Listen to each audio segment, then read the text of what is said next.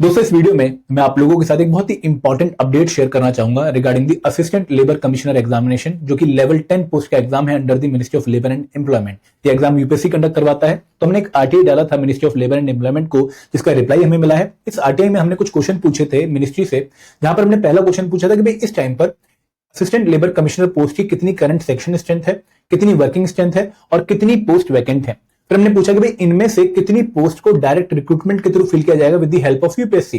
तीसरा क्वेश्चन हमने पूछा कि भाई क्या मिनिस्ट्री ने अभी तक यूपीएससी को रिक्वेशन सेंड कर दी है for conducting the exam for the post of ALC. And last question हमने पूछा कि भाई अगर आप लोगों ने अभी तक रिक्वेशन सेंड नहीं करी है तो कब तक आप रिक्वेशन सेंड कर दोगे for conducting the exam of assistant labour commissioner bye UPSC. तो यहाँ पे हमें जो आरटीआई रिप्लाई मिला है काफी इंटरेस्टिंग है। यहाँ पे दोस्तों इस आरटीआई रिप्लाई में हमें बताया गया कि भाई इस टाइम पर जो असिस्टेंट लेबर कमिश्नर की पोस्ट है, टोटल नंबर है उनका 163। तो टोटल मिनिस्ट्री में इस टाइम पर 163 पोस्ट है असिस्टेंट लेबर कमिश्नर की, जिनमें से 105 पोस्ट ऑलरेडी फिल्ड हैं और 16 पोस्ट के लिए जो है रिक्रूटमेंट होगी। अब ये रिक्रूटमेंट दो तरीके से हो सकती है, प्रमोशन कोटा के थ्रू, जो नीचे लेवल के लोग हैं उनको प्रमोट करके असिस्टेंट लेबर कमिश्नर बनाया जा सकता है, या फिर डायरेक्ट रिक्रूटमेंट के थ्रू। तो यहाँ पर यूपीएससी एग्जाम कंडक्ट करवा के कुछ पोस्ट को फिल करेगी। तो यहाँ पे 16 वैकेंसीज इस टाइम पर है, जो कि काफी कम नंबर ऑफ वैकेंसीज है।